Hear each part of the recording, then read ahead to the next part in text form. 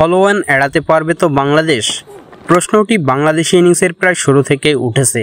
ব্যাটসম্যানদের একের পর এক ভুল শট খেলায় শেষ পর্যন্ত ফলো অনের সীমানা পেরোতে পারেনি বাংলাদেশ। যদিও ভারত ফলো অন করায়নি, নিজেদের প্রথম ইনিংসে অল আউট হয়েছে তারা 149 রানে। ভারতের প্রথম ইনিংস থেকে 227 রান পেয়ে পিছিয়ে বাংলাদেশ দল। বাংলাদেশের ইনিংসের প্রথম ওভারে বুমরার ষষ্ঠ ডেলিভারিতে বোল্ড হন সাদমান। এরপর অধিনায়ক নাজমুল হোসেন শান্ত উইকেটে এসে চেষ্টা করেন জাকির আলীকে নিয়ে শুরুর ধাক্কাটা সামলাতে, কিন্তু সেটাও পারল কই বাংলাদেশ। আকাশদ্বীপের পরপর 2 বলে জাকির ও মমিনুল হককে হারিয়ে বরং আরও বিপদে পড়ে বাংলাদেশ। নাজমুল মুশফিকুর রহিমকে নিয়ে এরপর চেষ্টা করে যেতে থাকেন, কিন্তু 4 রানের মধ্যেই ফিরে যান তারাও। 40 রানে 5 উইকেট হারিয়ে ফেলা বাংলাদেশ পড়ে যায় ফলো অনের সংখ্যায়।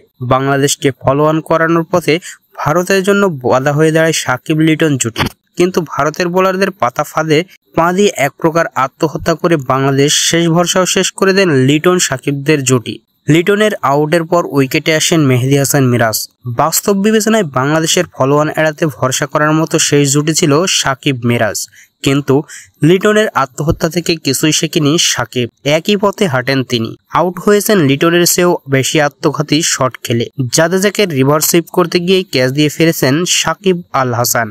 আর শেষ পর্যন্ত বাংলাদেশের টেলেন্ডার ব্যাটাররা সেভাবে রান করতে না পারায় মাত্র 149 রানে অল আউট হয়ে যায় বাংলাদেশ।